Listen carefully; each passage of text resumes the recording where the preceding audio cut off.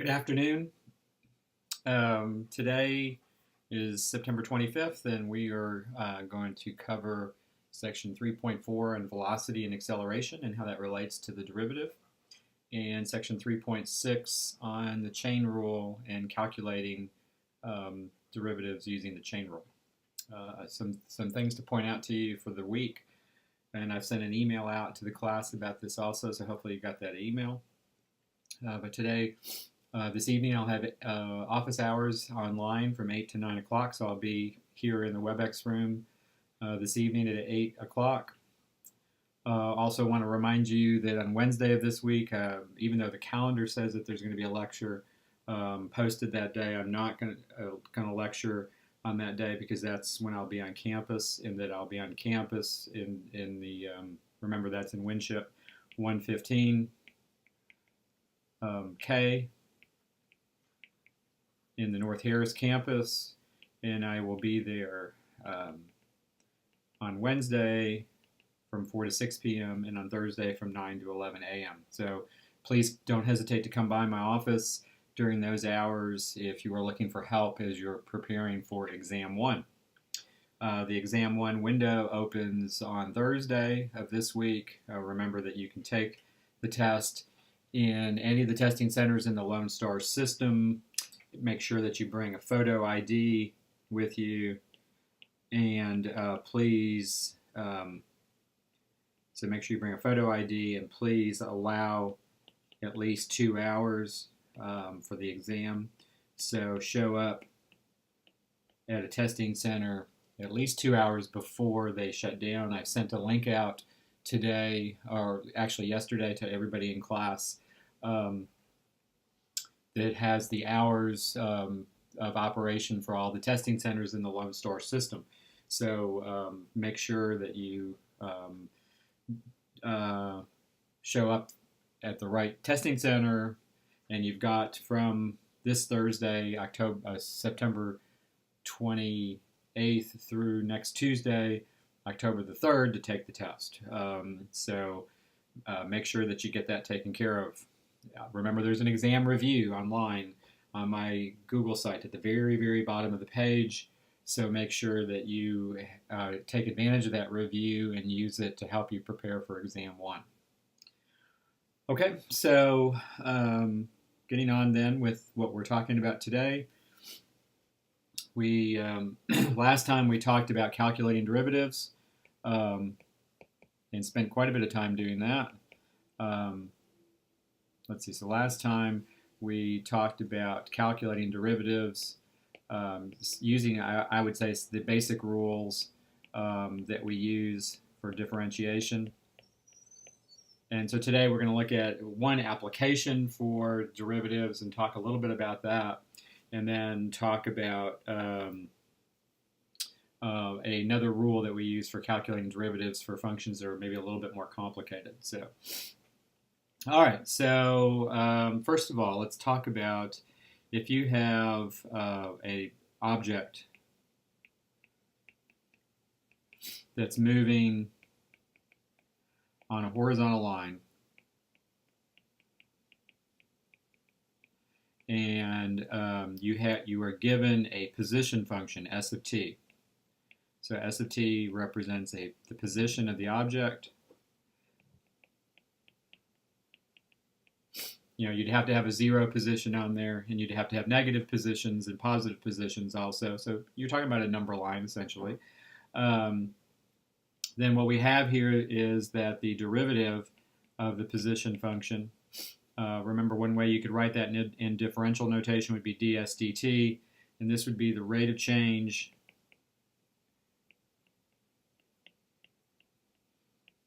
of position with respect to time. And that goes by a different name, right? The rate of change of position with respect to time is simply the velocity. So s prime of t, or ds dt, regardless of how you want to write it, is just our velocity function. And then if you take the derivative of velocity, in a case like this, so v prime, so that would be in differential notation, dv dt. And so this would be the rate of change of velocity with respect to time.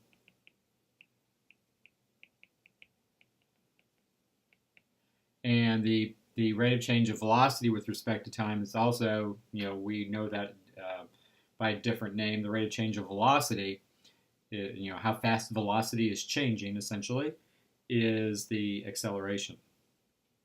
So we have that v prime of t, or dv dt, and v prime of t, by the way, would be the second derivative of position, right? Since velocity is the first derivative there, then the derivative of velocity would be the second derivative of position.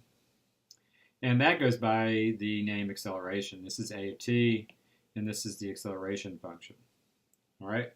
So summarizing here, then you have position.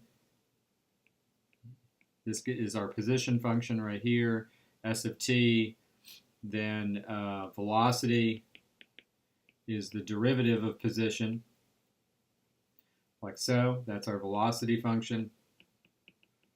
And you might also refer to that as ds dt. And then acceleration would be the second derivative of position, right? And this is acceleration. And you might refer to this as dv dt is one way to say it, certainly. All right, so that's relatively straightforward. If you have then let's say we have an example here. Let's say we have an object that's moving on a horizontal line. Remember, this is what we're talking about, motion on a horizontal line. That let's say its position is given by 2t squared minus 3t plus 8. That's our position function. And this is motion on a horizontal line.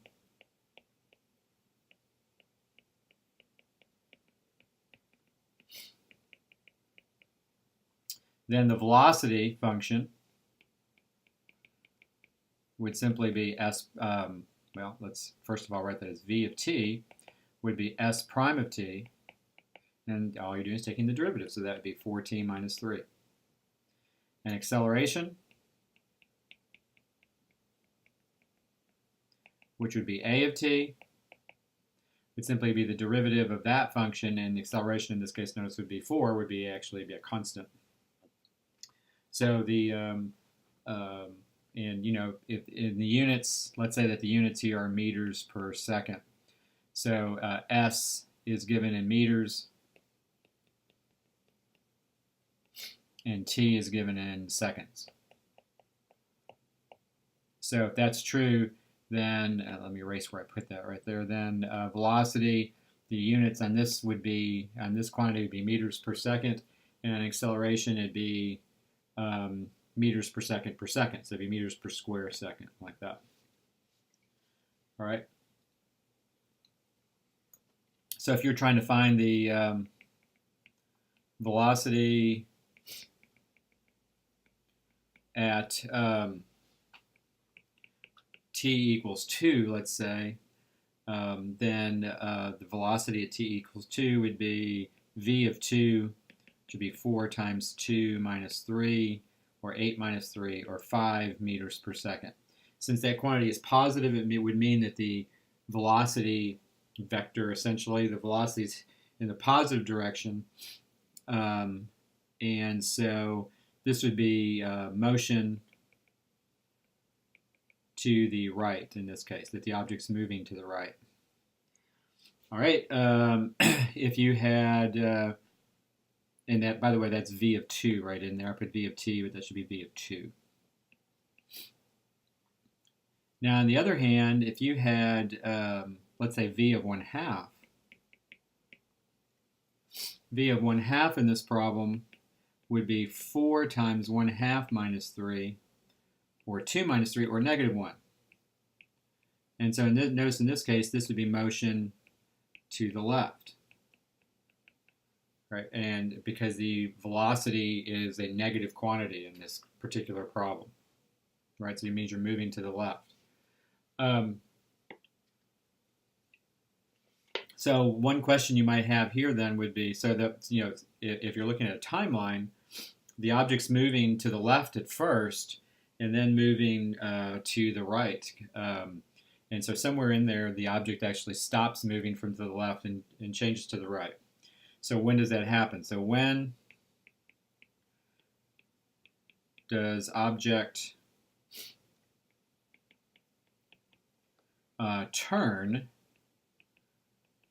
and change from moving left to moving right?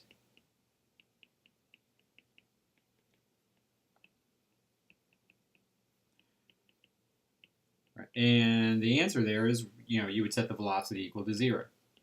So the velocity equals 0 when 4t minus 3 is equal to 0. And if you solve that for t, you get t equals 3/4. So at 3/4 of a second, at the first 3/4 seconds, the object's moving to the left, and then it starts moving to the right afterwards. So if this is the 0 position right here, well, actually not the 0 position, but the position when time is 0. That's what I should say. So at the position when time is 0, the object initially moves to the left, like so, and then it stops at that spot at t equals 3/4. And because at t equals 3/4, the velocity is actually 0. So that's where it stops, and then it starts moving to the right afterwards, like that. So the object, for the first 3/4 of a second, moves to the left, and then after that, it moves to the right from there on out. Now the acceleration is always a +4. The acceleration was a constant here. So when the object's moving left, velocity is still +4. So the velocity is pointing the other way. So what that would entail then, or tell you, is that the object's slowing down. And then the object slows down, then stops, and then it continues to the right after that. So, all right. So that's kind of a very brief introduction there to velocity and acceleration. Now let's look at it in a slightly different way here. So now let's say that we have vertical motion. And you have an object that's either being thrown up, or it's being thrown down, or dropped. The object is moving vertically. And if we say that s is in feet and t is in seconds,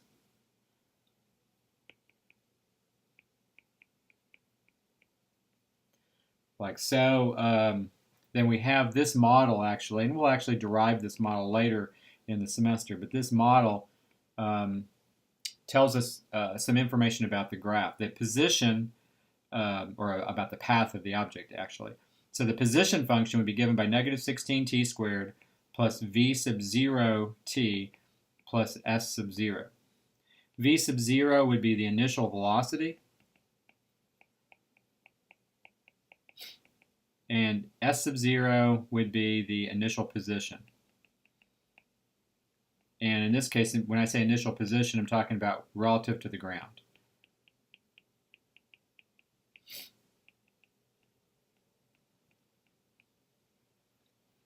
All right, so let's say that we have an object. Let's say, for example, that we're standing on a 220-foot. Let's say we're standing on top of a 220-foot building.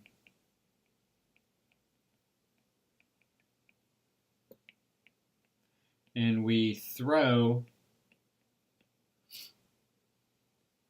a ball down with a velocity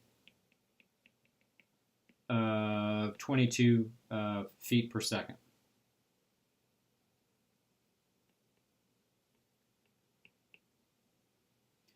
All right, so what do we have here?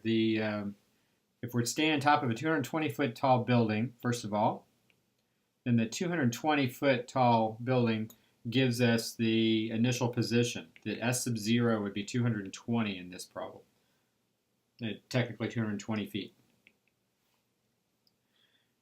And then the velocity, in this case, the velocity at time 0, the initial velocity, since we're throwing the ball, now we're throwing it downwards, so that means that the initial velocity should be negative, and this would be negative 22 feet per second.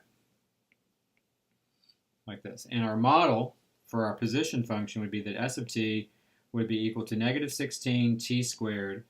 That negative 16 t squared, by the way, has to do with the acceleration of the object, and we'll look more at that aspect of this later in the semester. But you have negative 16 t squared minus 22 t plus 220 would be our position function for this particular problem. All right, if we were asked the velocity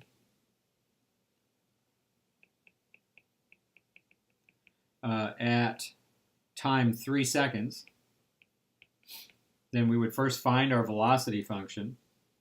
So the velocity function in this problem, let's see, would be the derivative of position, so it'd be s prime of t, and that'd be negative 32 t minus 22. And then the velocity at time 3 would be negative 32 times 3 minus 22. So it'd be negative 96 minus 22, or negative 118. And so the velocity at 3 seconds so the velocity at time equals 3 would be given by negative 118 feet per second. Okay. Next question we want to ask about this problem. Let's see, so let's ask a different question here. So we know how to find the velocity at a given time. What is the velocity? Now let me put this in a different color so it kind of stands out at the bottom. What is the velocity after the object falls 108 feet? Oops. 108 feet. All right, so if you're talking about the object falling 108 feet, first of all, think about the physical situation here. Let me draw a little picture here. So here's the ground right there. And what do we have? We have this building that is, let's say that point's at the top of the building. And so we know that that distance is 220 feet. So now the object, now remember what the position function gives you. The position function is the position above the ground. I don't know if I wrote that earlier, but a position above the ground. How far is the object above the ground? So if the object has fallen 108 feet, then what happens here? The object has fallen this distance, 108.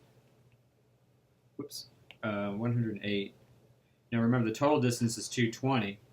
So how high is the object above the ground at that point? Well, that's this distance right here, and that would be that'd be 220 minus 108, or 112. So what we're being asked here really is what is the velocity? So let me put this in red here. What is the velocity when the position is 112 feet? That S of t is equal to 112. So now, so that would be my question mark, and that's really the same question right there. We just looked at the physical situation a little bit. So what does that give us? That gives us that S of t, our position, negative 16t squared minus 22t plus 220, would have to be equal to 112. And notice that would allow us to find t. This equation allows us to solve for t. And what that would do is that would give us the time that would have to have elapsed before the object was at that 112 foot mark right there. So notice we get a nice little equation. Now I'm going to have to flip the screen here. And in fact, let me go ahead and copy some of this at the bottom here so that we have all this stuff kind of sitting on the next page also.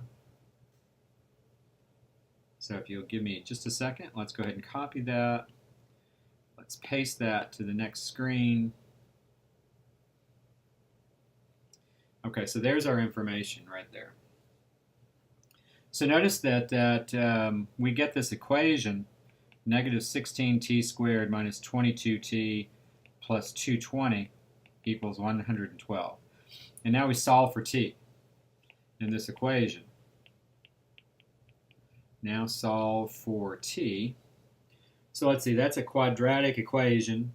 If I subtract 112 from both sides, I get negative 16t squared minus 22t plus 108 is equal to 0. And then there's a common factor there of negative 2. And so that would give me 8t squared plus 11t minus 54. And then you would want to solve that quadratic equation. Believe it or not, that quadratic factors as 8t plus 27 times t minus 2.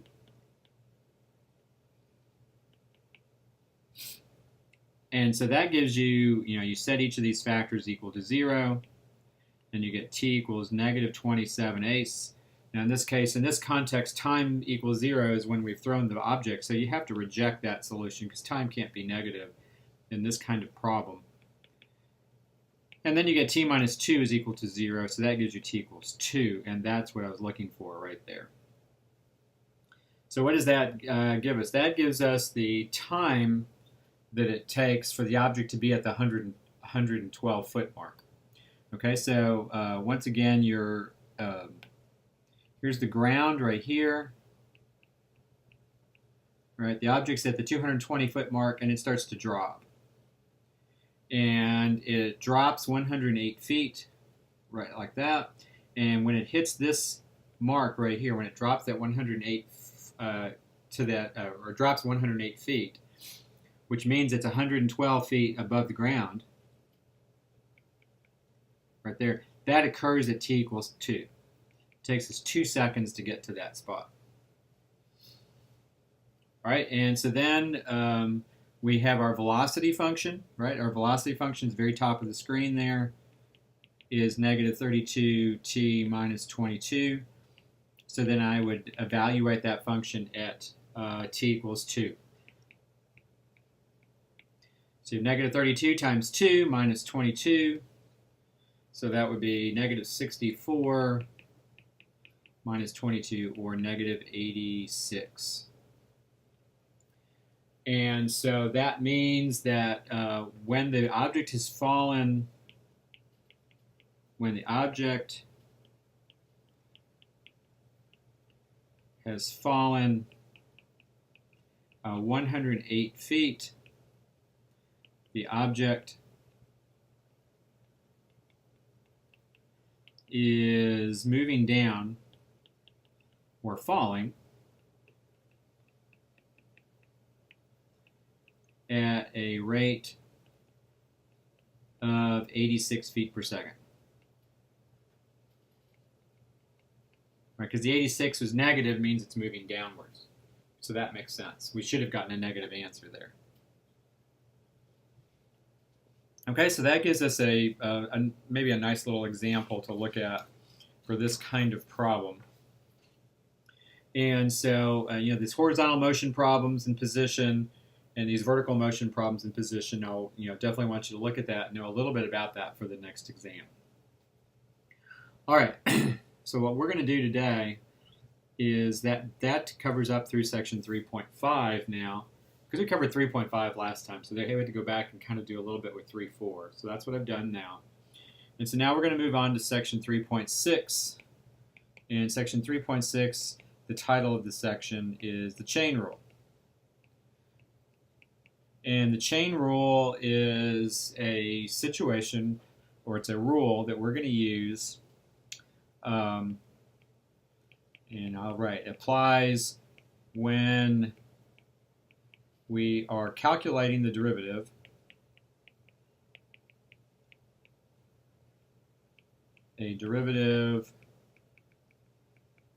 of a composition function. And remember that a composition function means we are talking about a function of a function, right? A function of a function. And so notice there's lots of functions that are actually pretty simple functions that don't fit the forms that we've written down so far. So for example, we know that the derivative of the sine of x is the cosine of x. But then what about the derivative of the sine of 3x? A very simple function, but the problem is that that does not fit the form exactly for the derivative of sine x equals cosine x. And so what is the derivative of the sine of 3x? Right? That's a question. And that sine of 3x happens to be a composition function. Right? We can take the derivative of x to the 10th power. That's a easy power rule problem. That's just 10x to the 9th. But what about the derivative of x squared minus 1 to the 10th power? Right? It's also a 10th power function, but it's not the 10th power function of x anymore. It's the 10th power function of x squared minus 1. So the question again is, what do you do in that context? How do you find that derivative? If we have the derivative of x squared is equal to 2x, no big deal. But what about the derivative of tangent squared x? So it's not just x being squared, now it's the tangent of x being squared. So remember, the tangent squared of x is really an abbreviation for tangent x quantity squared like that. So again, that is a question mark. See, all of these functions right here are composition functions.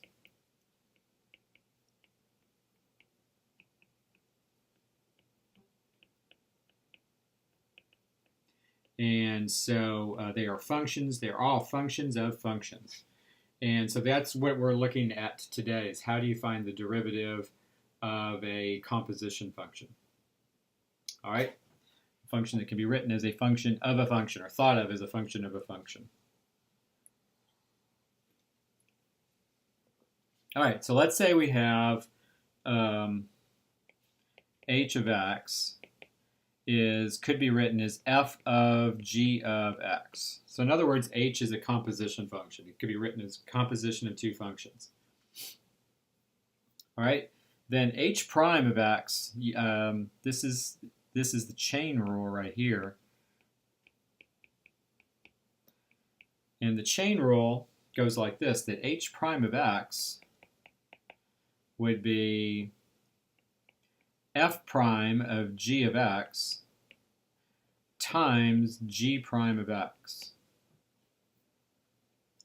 If I title the f function at the beginning as the outside function, right? Because if you write it like that, it's actually kind of the function that's sitting on the outside. And g of x is the inside function. And you can see visually, it looks g is sitting inside like that. Then what we have here is that the chain rule is basically saying that you're going to take the derivative of the outside function, that's the f function,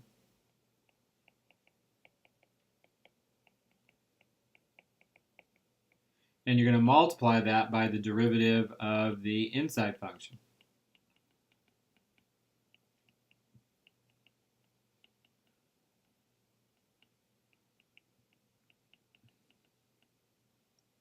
like that. So, and in words, that's what I'll say. It'll be the derivative of the outside times the derivative of the inside function.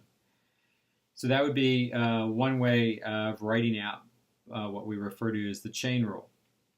Right? Let me highlight this is the rule right here, and this is the statement of the rule in prime notation like this. Now, if we're looking at this in differential notation, then in differential notation,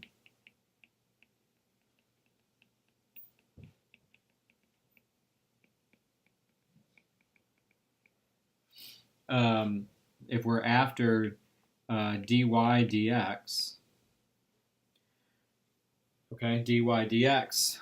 So remember that dy, if you write dy dx, that's implying that y is a function of x, right? Y is a function of x.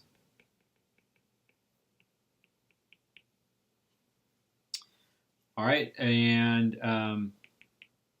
if you have dy du, then that would be saying that y is a function of u. And then if you have du dx, that would be telling us that u is a function of x. And it kind of, if you think about it, it kind of all fits together. That if you have y as a function of x, but y is a function of u, then u would have to be a function of x, like this. So, for example, y is a function of u means you're talking about y being equal to some function of u like that, and that u is a function of x would be saying that u is some function of x like that. And notice if you take these two things and combine them, if you substitute g of x in place of u up here, what do you get? Well, you get that y is a function of x like that. So the chain rule, and we're using this notation, using the differential notation, looks like this, that if dy dx, that y is a function of x, that the derivative of y with respect to x would be equal to the derivative of y with respect to u times the derivative of u with respect to x. And that would be a differential way of writing the chain rule out. And so, you have the y as a function of u and u as a function of x. Notice that plays along very well with this statement here, that y is a function of u right here, and this one that u is a function of x right here. And you're simply taking those two derivatives, and that would, when you multiply them, you get dy dx. And notice that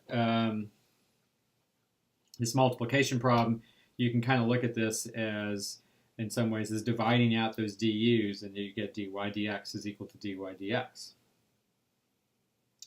All right, so I'm going to flip the screen. We're going to write the rules down again, and in both the prime notation and the differential notation, and then we're going to look at some examples of this.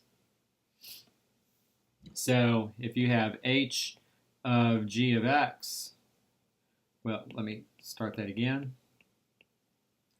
So if we have, let me make sure I use the notation that I used right here. Oh, okay. So you have h of x is equal to h of x is equal to f of g. Okay, I'll get it right. Right, if h of x is equal to f of g, then what do we have? That h prime of x is f prime of g of x times g prime of x. The derivative of the outside function times the derivative of the inside function. Or simply in a differential form, and the differential form is much slicker and much cleaner. The dy dx is equal to dy du times du dx, like that.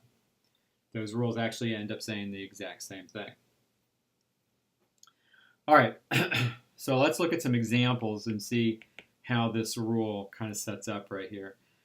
So let's start off with something pretty straightforward, that f of x is sine of 2x. Now think about how this works as composition. This is, to me, in words, this is the sine function, the sine function of the 2x function. It's the sine function of the 2x function. And so the outside function in our problem here, just visually, if you think about the way it's written, the outside function would be sine, and the inside function would be the 2x function. It's the sine function of the 2x function. And so f prime in this problem would be the derivative of the outside function, so that would be the derivative of the sine function, which is cosine of 2x, and then that would be multiplied by the derivative of 2x. And I'm just going to go ahead and write it out with differential notation like that. So this statement right here, this is, or that piece right there, that factor, is the derivative of the outside function. And then here is where I'm taking the derivative of the inside function.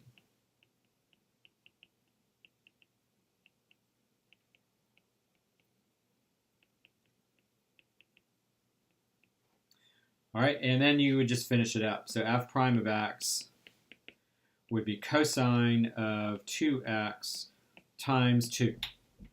Or we'd simply write that as 2 cosine of 2x. Right, and that would be our derivative for that function right there. All right, so that looks pretty straightforward, I think. You know, if you wanted to write this f of x equals sine of 2x so that we could kind of look at this with differential notation, then you have,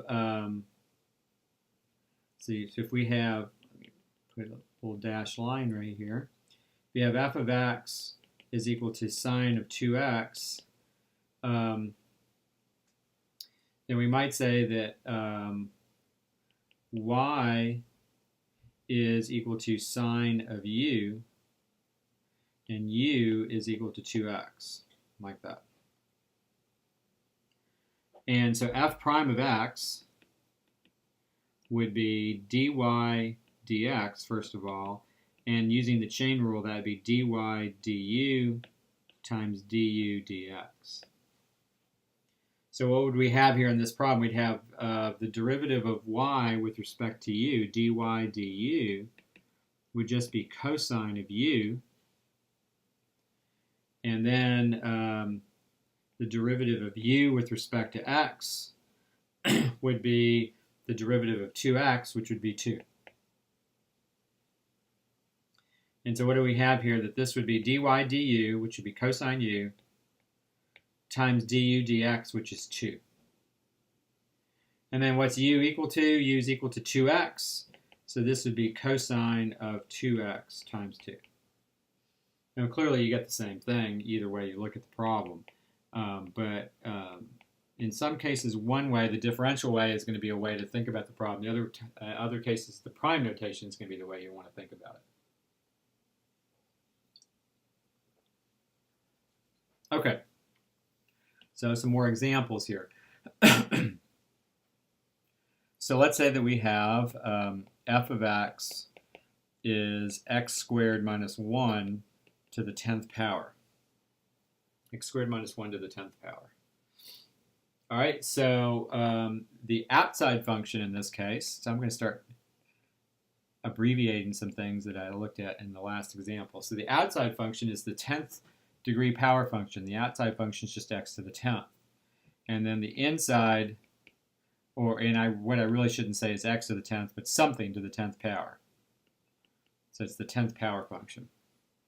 And then the inside function would be the x squared minus 1 function, like that. And so then, what is the chain rule say? The chain rule goes like this, that f prime of x would be the derivative of the outside function. So the derivative of the outside is a power. So this would be 10 times whatever expression to the 9th power. And then that would be multiplied by the derivative of the inside function. So that'd be the derivative of x squared minus 1, which would be 2x, like that. And then what goes inside those parentheses?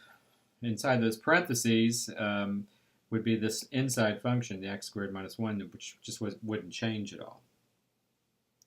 And then you just multiply this out a little bit, and you get 20x times x squared minus 1 to the 9th. Right, and we would be finished. Okay, so let's continue on. The chain rule can get to be quite complicated as you go through some problems, and so we definitely want to look at some examples here. All right, so let's look at this next example. Let's say we have h of x is equal to secant cubed x. H of x is secant cubed x. Now remember that cube there is an abbreviation. It's kind of an accepted abbreviation, and this is actually what it's referring to, is that this is secant of x quantity cubed, that those mean the same thing when you write secant cubed like that. And so what do we have here? We have the outside function. The outside function is the cube function in this case, and then the inside function is secant x. Okay, so h prime of x in our problem would be the derivative of the outside function. So that would be, the derivative of that would be 3 times whatever expression squared, right? That would be a power rule problem. And then what goes inside there would be the inside function, which would be secant x, like that. So that'd be the derivative of the outside function, and then the derivative of the inside function would be secant x tangent x, because that is the derivative of the secant function. That's the derivative of the inside function. And you certainly could do a little bit of simplifying there, because secant squared times secant is secant cubed. So this would be 3 secant cubed x tangent x, like that. And that would be our derivative. It would be h prime.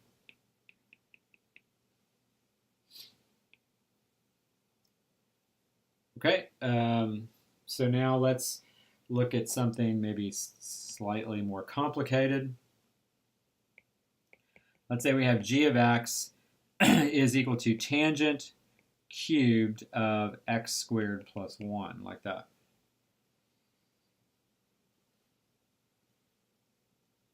Now this ends up being a function of a function of a function. Because remember that cube there is actually an abbreviation for tangent of x squared plus 1 quantity cubed, like that. That's really what that's an abbreviation for. And so what is this? This is the cube function. Right, the cube function is the outside function in this case. The tangent function is next. And then finally, the fact that u could be written as x squared plus 1, like that. That's the next function. And so that's our last function that would apply to x here. So it's the cube function of the tangent function of the x squared plus 1 function. So g prime of x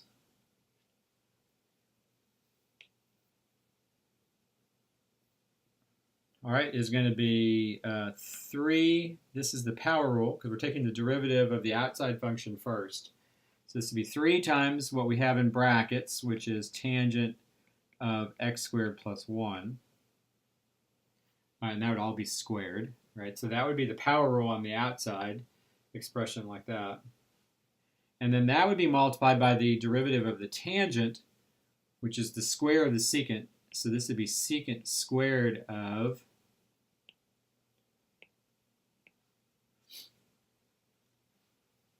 secant squared of x squared plus 1.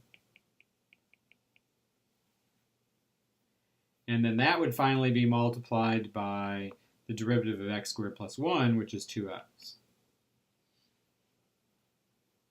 Now, if you prefer, you could certainly start off with this step, that you take the derivative of the outside like this,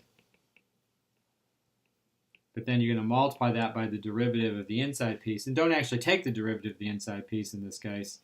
You just write it out, that this is the derivative of tan of x squared plus 1, like that. All right, so what do you get here? And I think we've done everything that we needed to do in this problem. If you were following along this second way,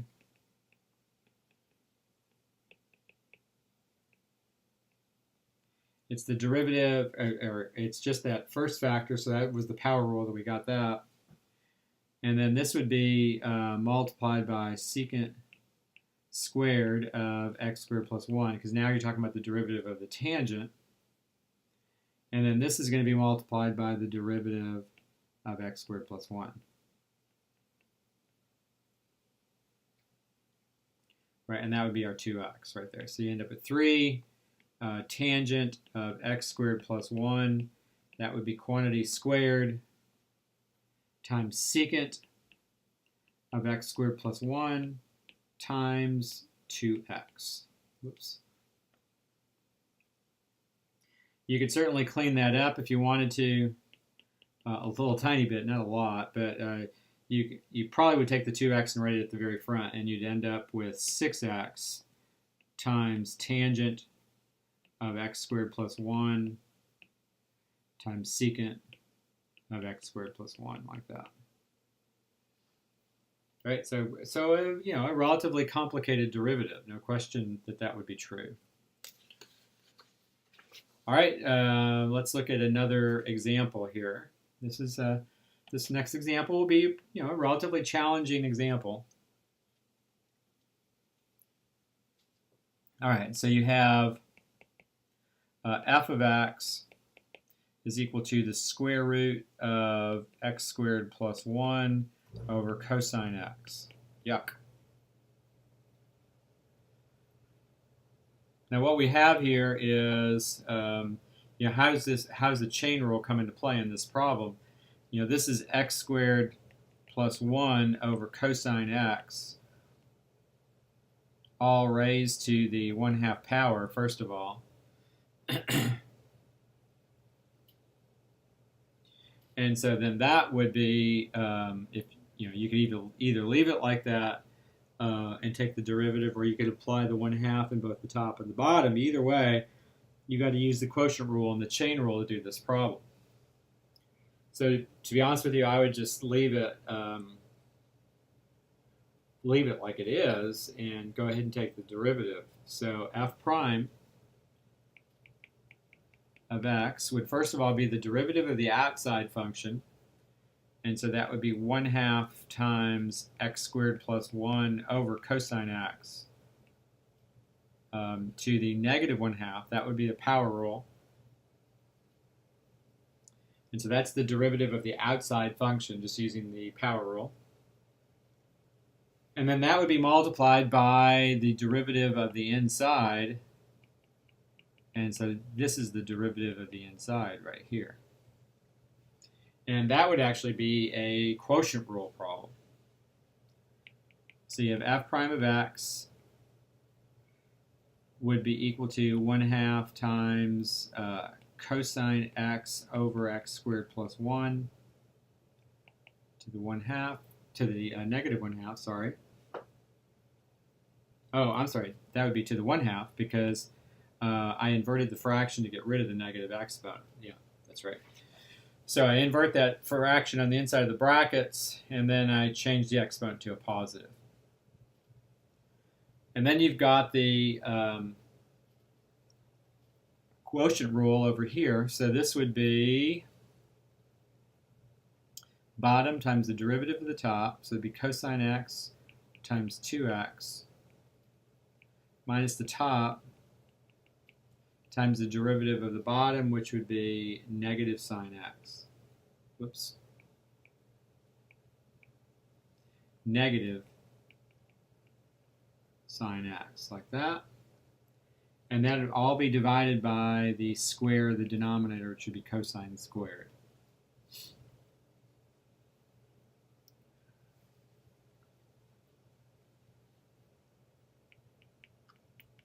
All right, so this would be 1/2 times cosine x over x squared plus 1. And this is, whoops, using brackets here, so that'd be all to the 1/2 power. And then this other fraction, there's just not too huge amount of work that you can do here. This would be 2x times cosine x plus sine x times x squared plus 1. Right? It's plus because you end up with 2 negatives over there in that second term. And that'll all be divided by cosine squared. Now I know you want to try to simplify as much as you can, but that, don't try to force anything to work out. And so, I would be careful with how you're finding derivatives there. So what I might do here is I might just use rules of exponents to help me out a little bit. This would be cosine x to the 1/2 over x squared plus 1 to the 1/2, like that. And that'd be multiplied by all this junk over here. So 2x cosine x plus x squared plus 1 sine x, all divided by cosine squared x.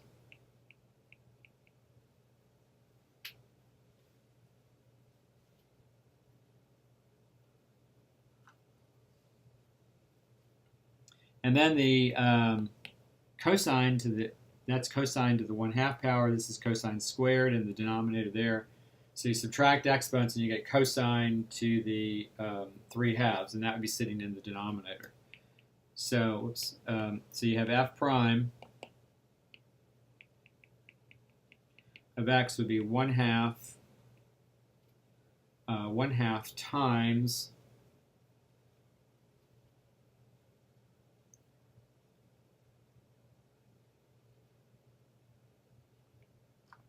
let's see, in the denominator, I would get a 2 down there. Well, actually, the 2 is fraction. So I'm going to erase the fraction there and put a 2 in the denominator. And then an x squared plus 1 to the 1/2 power. And then times cosine of x to the 3/2 power, like that. And then in the numerator, I would get 2x cosine x plus x squared plus 1 sine x. And kind of an ugly answer, but that would be your answer in that problem. All right. So if you're following so far, you're doing okay.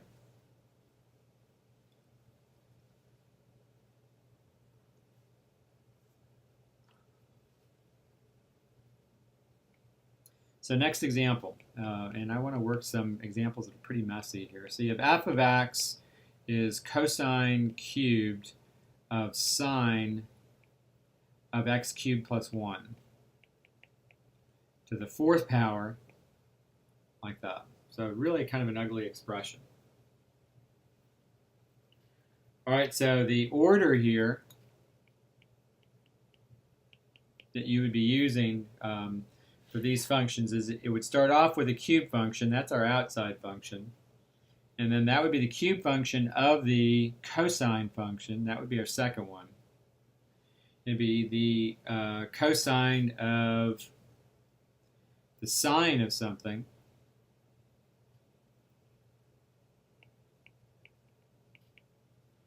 And then it has a 4th degree power function. And then finally an x cubed plus 1 function. So, oh my gosh, lots of nested functions here in this case, this composition. All right, so f prime of x. First of all, the outside function is cosine, and it's raised to the third power.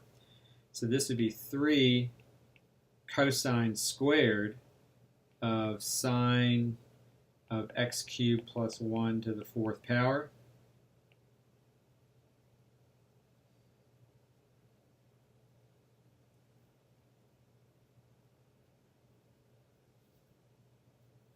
And then that would be multiplied by the derivative of the sine of x cubed plus 1 to the 4th power.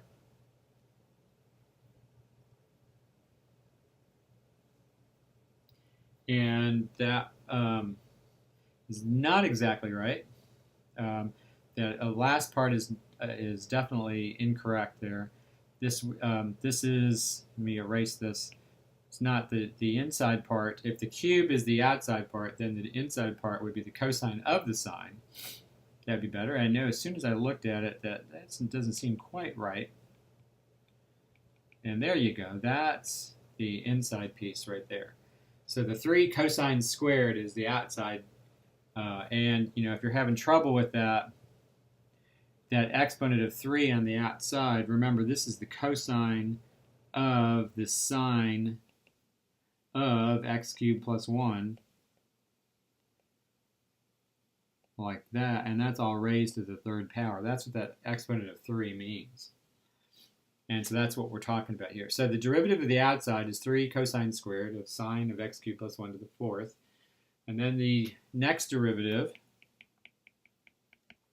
so that just kind of comes down.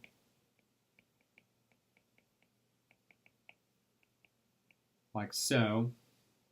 And then this derivative would be the negative sine, because that's the derivative of the cosine. So that's our outside function now, times sine of x cubed plus 1 to the 4th. And then that would be multiplied by the derivative of the inside piece, which is the derivative of sine of x cubed plus 1 to the 4th power. This problem just keeps on going and going and going. And so then you have f prime of x is, and then you have 3 cosine squared of sine of x cubed plus 1 to the 4th. And then this is times negative sine of sine of x cubed plus 1 to the 4th. And then that would but that would be multiplied by the cosine of x cubed plus 1 to the 4th power times the derivative of x cubed plus 1 to the 4th power. Whew. And now we're down to 2 steps finally. So you have f prime of x would be 3 cosine squared of sine of x cubed plus 1 to the 4th power times negative sine of the sine of x cubed plus 1 to the 4th power times, and I have to go to the next line here, the cosine of x cubed plus 1 to the 4th power, and that'd be times the derivative of x cubed plus 1 to the 4th power, so that'd be 4 times x cubed plus 1 to the 3rd power times, finally, the derivative of x cubed plus 1, the inside function, which would be 3x squared.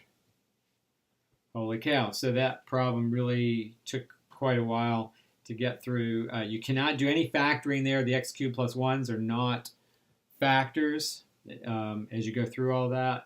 And so I cannot factor an x cubed plus 1 out. So there's not really anything too obvious that I could do to simplify that one. And like I've mentioned before, you know, just I work a problem like that in the test, or I'm sorry, in homework, or as part of a lecture. But don't think that every problem on the test is going to be that challenging. That's not typically what I'm going to do. All right. This is the next problem I want to look at. And this also involves the chain rule, where does the graph of f of x equals x over the square root of 2x minus 1 have a horizontal tangent?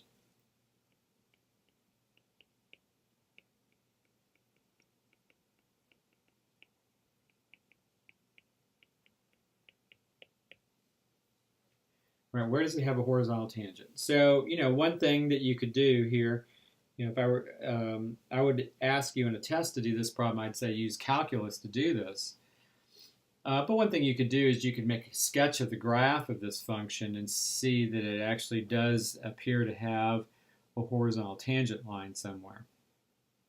All right, now remember, a horizontal tangent means that f prime of x is got to be equal to 0. And so that's what I'm going to do here is I'm going to find f prime of x in this problem, and then I'm going to go ahead and set it equal to 0. All right, so f prime of x, this would be a quotient rule problem. And by the way, I've got f of x equals x over the square root of 2x minus 1, but maybe it would be better to take that 2x minus 1 in the denominator and write it as the 1/2 power. That may just make things a little bit simpler to do. Not a lot, but a little bit at least. Okay, so what do we have here? We have f prime of x, using the quotient rule, is the bottom function times the derivative of the top function, so that's just times 1, minus the top function times the derivative of the bottom function, and this is where the chain rule comes into play. This is the 1/2 power function of the 2x minus 1 function. And so that would be the derivative of the outside derivative, so that'd be 1/2 times 2x minus 1 to the negative 1/2.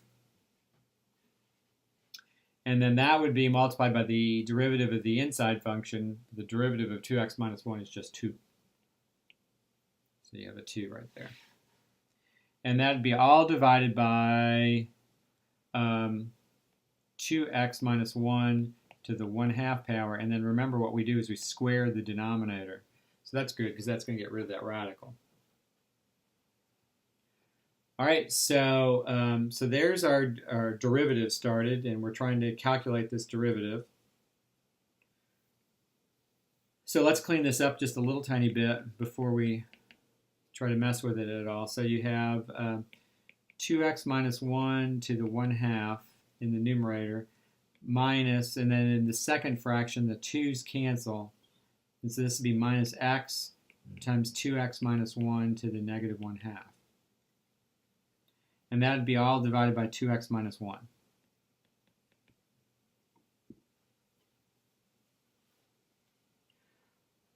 Okay, so then that would be, in the numerator, I can factor that, because the 2x minus 1 is raised to the 1/2 power in the first term, is raised to the negative 1/2 power in the second term, but it is in both terms. So it means I can factor that out. And remember, the general rule here is when you take out a common factor, always factor out the smallest power that you see. So the derivative, or the 2x minus 1 to the negative 1/2 is the smallest exponent. The negative 1/2 is smaller than positive 1/2. So I'm going to factor that quantity out. And when I do that, now, you're factoring out of 2x minus 1 to the 1/2. You always subtract exponents to get what the final answer is going to be over here. So this would be 2x minus 1 to the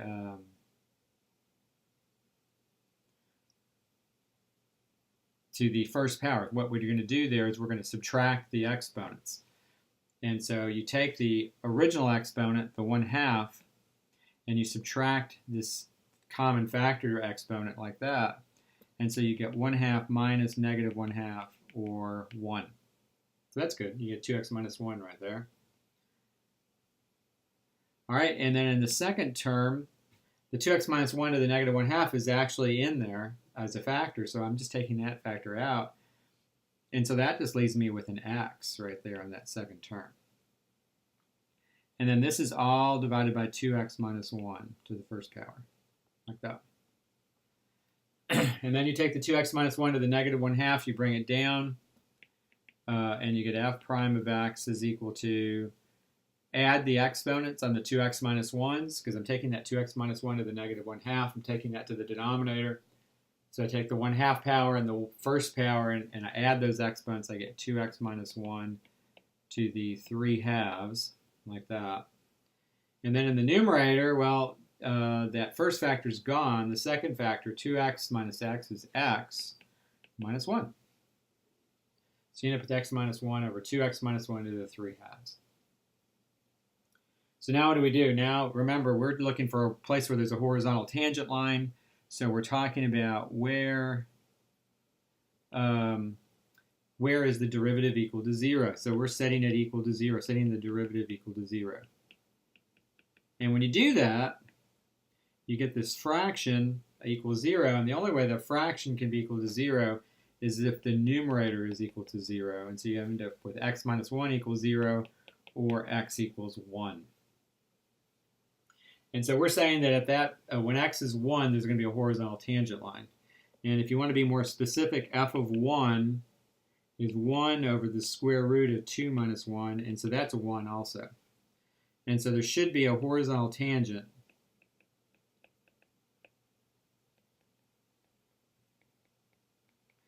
at the point 1, 1. So let's see if we can actually figure this out. And or not figure it out, but let's look at the graph and see if that actually makes sense. So let me go to the graph here. All right, we're going to take off the graph that we were talking about last time. And so we've got this function x divided by the square root of 2x minus 1. And let's see, so I guess there's not really, I have an extra set of parentheses in there that I don't really need. So let me back up here a little bit and take out that extra set of parentheses. Okay, so you have x divided by the square root of 2x minus 1. And when we graph this function, we will end up with a vertical asymptote on the y-axis, but notice what we have here. It looks like we have a horizontal tangent line, sure enough, at the point 1, 1. Is what it looks like this graph has. All right, so graphical evidence really comes in handy there. It's never a bad idea to do that kind of thing, I think, to see that what you're finding actually is working like it's supposed to be working. Okay, let's see. So let's, I think that's going to probably, let's look at one more example here, and then we will be done. One more example. All right, so we have f of x is equal to secant squared of pi x. That's my my function, and I want to calculate the derivative. All right, so find f prime of x. This is our example right here. So, you know, what this is, the secant of pi x quantity squared, like that. If you want to think of it that way, as you're using the chain rule, that's never a bad thing to do. So what do we have here? This is the square function. This is my order for my functions here. It's the square function of the secant function of the pi x function. Right, it's the square function of the secant function of the pi x function. So f prime of x would be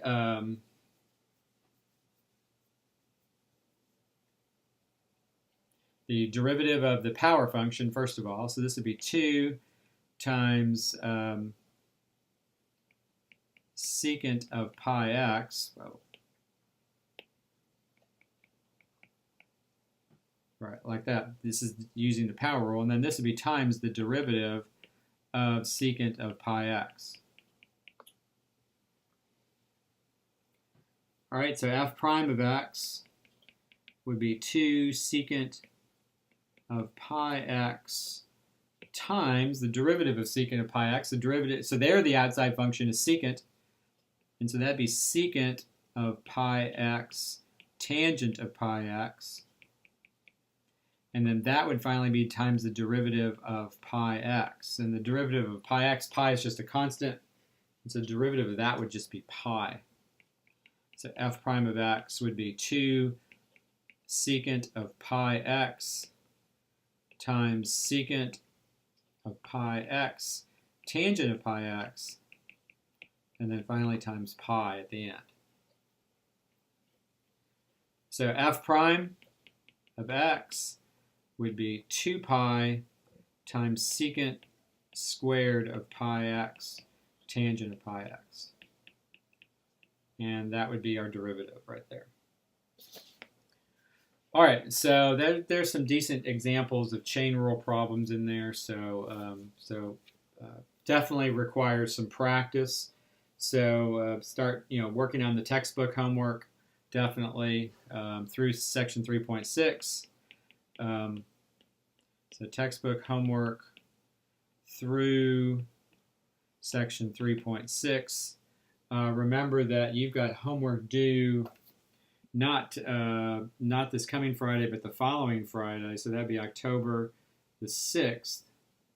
So homework due October the 6th, and that's sections 3.2, 3.3, and 3.6.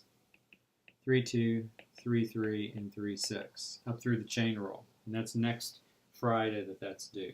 And homework's going to be due every 2 weeks, pretty much the rest of the semester. So, all right. So hopefully, I announced some things at the very beginning of the lecture, so I won't go back through all that stuff again. Good luck with preparing for the exam this week. Let me know how I can help. I have online hours this evening and on-campus hours on Wednesday and Thursday. So please come by for help if you have any questions, and I will be more than happy to help you out. Have a great week, and good luck with your preparations for the exam.